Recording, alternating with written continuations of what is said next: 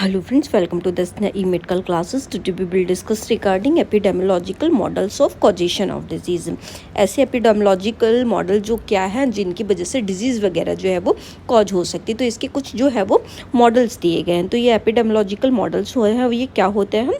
These are the models of causation of disease aim to explain the relationship between various factor and the occurrence of disease or health in a population. ये क्या है? ये models होते हैं, ये क्या बताते हैं हमें कि डिजीज़ जो है वो कैसे हो रही है, क्या कॉज की वजह से जो है वो डिजीज़ हो रही है. इसका जो है वो इसके बीच में जैसे कोई भी इन्वायरमेंटल फैक्टर है या फिर कोई भी चीज़ है, कोई भी बैक्टीरिया है, वायरस है, कोई भी बायोलॉजिकल एजेंट वगैरह हैं, तो उनकी वजह से क्या वेरियस फैक्टर्स की वजह से डिजीज़ जो है वो कैसे हो रही है और पर्सन की हेल्थ कंडीशन जो है वो पॉपुलेशन की जो है वो कैसे करके इम्पैक्ट हो रही है, कैसे करके उनको डिजीज़ हो रही है. तो ये मॉडल हमें ये बताते हैं. This model help researcher understand the underlying causes, risk factor and the mechanism involve in the development and spread of disease. ये मॉडल जो है ये रिसर्चर जो है वो इनके पीछे का क्या कॉज है, कोई भी डिजीज़ होने के पीछे का क्या कॉज है, इसलिए ये जो मॉडल जो है वो दिए गए हैं. क्या रिस्क फैक्टर है उनके लिए, क्या जो है वो मैकेनिज्म, जब वो डिजीज़ हो रही है तो क्या मैकेनिज्म जो है वो होती है और क्या कैसे करके ये जो स्प्रेड है, ये डिजीज़ जो है ये ओवरऑल कैसे करके ये स्प्रेड हो जाती है. तो इन मॉडल के अंदर जो है ये सब कुछ बताया जाता है. First we will discuss about germ theory model. Germ theory model क्या है? This model proposed by the Louis Pasteur and Robert Koch. ये मॉडल जो है वो लुईस पास्चर और रॉबर्ट कॉच ने जो है वो ये दिया था. ठीक है, इनको लुईस पास्चर और रॉबर्ट कॉच ने जो है वो दिया. ये क्या बताएगा? जो इन्फेक्शियस चीज़ें होती हैं, इन्फेक्शियस डिजीज़ वगैरह जो है वो हो रही है, तो वो किसकी वजह से हो रही है? माइक्रो ऑर्गेनिज्म की वजह से हो रही है. जैसे कि क्या है, बैक्टीरिया हो गया, वायरस हो गया, फंगाई हो गया और पैरासाइट. इन जो है वो इन इन्फेक्शियस एजेंट, इन माइक्रो ऑर्गेनिज्म की वजह से जो है वो डिजीज जो है वो पर्सन को हो जाती है. It emphasise the role of this pathogen in the causation of the communicable disease. और ये जो पैथोजन्स होती है, माइक्रो ऑर्गेनिज्म होते हैं, ये कोई भी पर्सन को जो है वो कम्युनिकेबल डिजीज पर्सन के अंदर जो है वो कर सकते हैं. ये डिजीज कंडीशन जो है वो एक पर्सन से दूसरे पर्सन में जो है वो कम्युनिकेट जो है वो हो सकती है. नेक्स्ट वन है इन्वायरमेंटल मॉडल. इन्वायरमेंटल मॉडल क्या कहता है? This model focus on the influence of environmental factors such as the air pollution, water contamination, radiation, toxic substance and occupational hazards on the development of disease. ये मॉडल हमें बताता है जैसे कि इन्वायरमेंटल फैक्टर, जैसे कि एयर पॉल्यूशन हो गया, वाटर कंटामिनेशन, अगर वाटर जो है उसमें कोई भी माइक्रो ऑर्गेनिज्म वगैरह जो है वो आ जाते, कंटामिनेट हो जाता है, उसको हम ले लेते हैं. या फिर कोई भी रेडिएशन की वजह से, एक्सेस रेडिएशन की वजह से, या कोई टॉक्सिक सब्सटेंस की वजह से जो कि हमारी बॉडी के लिए हार्मफुल है. ठीक है, और कोई भी ऑक्यूपेशनल हजार्ड, जैसे कोई भी ऑक्यूपेशन में कोई भी हजार्डियस चीज़ जो है वो, जैसे कि कोई भी केमिकल, कोई भी बर्न या फिर कोई भी चीज़ ऐसी करके इंजरी वगैरह हो गई, तो उनकी वजह से जो है वो पर्सन को डिजीज़ जो है ये हो सकती है. It consider the interaction between the environment and individual susceptibility. ये क्या है? ये बताता है कि इन्वायरमेंट और इंडिविजुअल जो है वो कैसे करके एक दूसरे से जो है वो इंट्रैक्ट करते हैं और उनकी वजह से जो है इन्वायरमेंटल फैक्टर्स की वजह से पर्सन को जो है वो डिजीज़ जो है वो हो जाती है. नेक्स्ट वन है lifestyle model. Lifestyle model क्या है? This model emphasise the role of individual behaviour, habit and choice in the causation of disease.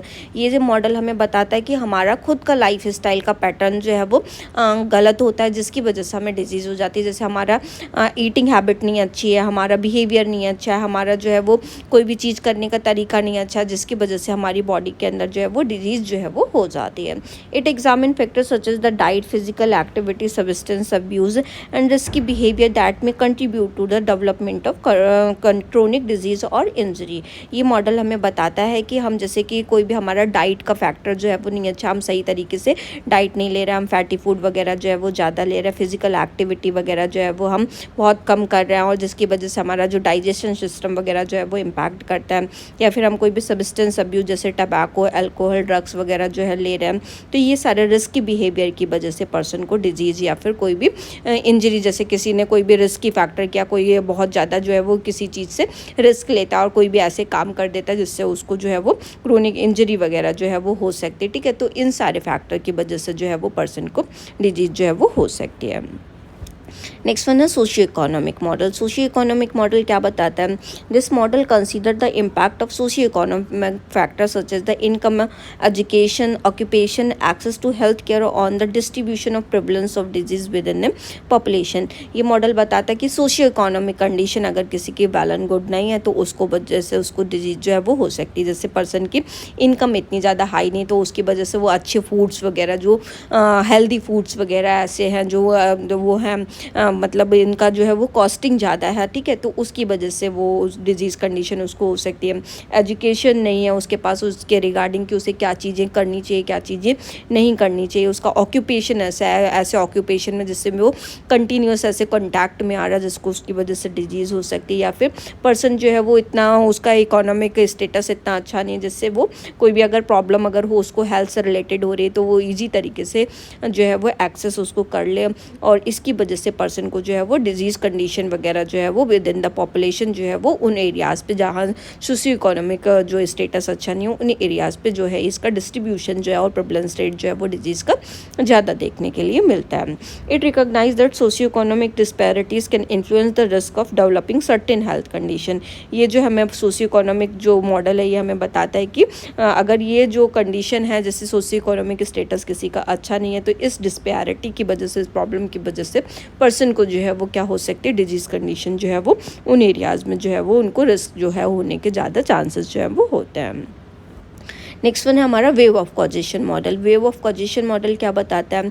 This model also known as the epidemiological triad. ये इस model को हम epidemiological tried के name से या फिर इकोलॉजिकल मॉडल के नेम से भी जानते हैं। That propose that disease result from complex interplay the multiple factor including the host, agent and the environment. ये जो मॉडल हमें बताता है कि कोई भी डिजीज़ कंडीशन है ये वेरियस चीज़ों की वजह से जो है वो मल्टीपल फैक्टर जो होते हैं वो कोरिलेट करते हैं। जैसे कि हमारा होस्ट में जो होगा जैसे कि जेनेटिक कोई भी ससेप्टेबल है उस डिजीज़ कंडीशन के, कोई एज पे जो है वो ससेप्टेबल है या कोई जेंडर जो है वो ससेप्टेबल या फिर उसका इम्यून स्टेटस वगैरह किसी का जो है वो लो है तो उसको डिजीज़ हो सकती है। या फिर कोई भी एजेंट ऐसा जो है वो पैथोजन वगैरह उसकी बॉडी के अंदर चला गया या इन्वायरमेंट ऐसा है, ठीक है, फिजिकल बायोलॉजिकल सोशल कंडीशन उस पर्सन की ऐसी है तो उसकी वजह से जो है वो डिजीज़ हो सकती है। तो ये सारी चीज़ें इसमें क्या बताता है एजेंट, होस्ट और इन्वायरमेंट जो है वो कोरिलेटेबल होते हैं, ठीक है। जैसे कि ये एपिडेमोलॉजिकल ट्राइड में क्या है एजेंट, होस्ट, इन्वायरमेंट। एजेंट जैसे कि कोई भी एजेंट किसी भी पर्सन के अंदर जो है वो होस्ट के अंदर जो है वो चला जाएगा और वो किसकी वजह से इन्फ्लुएंस कर सकता है इन्वायरमेंट की वजह से। जैसे कि कोई भी बैक्टीरिया, वायरस, पैथोजन ऐसा पर्सन है जो इम्यून सिस्टम जिसका लो है उस होस्ट के अंदर जो है वो चला जाएगा और इन्वायरमेंट के अंदर जो है वो ग्रो कर सकता है। ये फिजिकल ऐसा किसी का कंडीशन है, ठीक है, उसकी वजह से उसका पॉवर्टी लाइन वगैरह जो है वो बिलो पॉवर्टी लाइन में आ रहा है तो उनमें होने के ज़्यादा चांसेस जो है वो पर्सन जो है वो ज़्यादा ससेप्टेबल जो है वो हो जाता है। या फिर उसको कोई भी फिजिकल इलनेस हो रही, बीमार हो रखा है वो पर्सन तो वो मोर ससेप्टेबल हो जाता है डिजीज़ कंडीशन के। तो ये सब चीज़ें क्या करती हैं एपिडेमोलॉजिकल ट्राइड में ये सारा एजेंट, होस्ट और इन्वायरमेंट जो है वो कोरिलेटेबल करता है। जैसे एजेंट उसको कोई भी बॉडी के अंदर जैसे कि age, gender and immune system के कोई भी होस्ट पर्सन का जैसे कोई ओल्ड एज पर्सन है मोर ससेप्टेबल है कोई भी डिजीज़ कंडीशन होने के लिए, कोई भी जेंडर है जैसे मेल ज़्यादा प्रोन टू है उस डिजीज़ कंडीशन होने के लिए, फीमेल ज़्यादा प्रोन टू है, या फिर किसी का इम्यून स्टेटस जो है वो लो है तो कोई भी एजेंट क्या करेगा उससे जो ये होस्ट पर्सन होगा इसके अंदर जो है वो जा सकता है। और अगर उसे फेवरेबल इन्वायरमेंट जैसे कि फिजिकल, बायोलॉजिकल, सोशल कंडीशन उसको ऐसा मिल गया, ठीक है, उस होस्ट के अंदर ऐसी सारी चीज़ें जो उसको जो होस्ट एजेंट था उसको फेवरेबल में मिल गया तो उसके अंदर जो है वो ग्रो होने के चांसेस जो है वो इंक्रीज़ कर जाएंगे और पर्सन को जो है वो डिजीज़ हो जाएगी।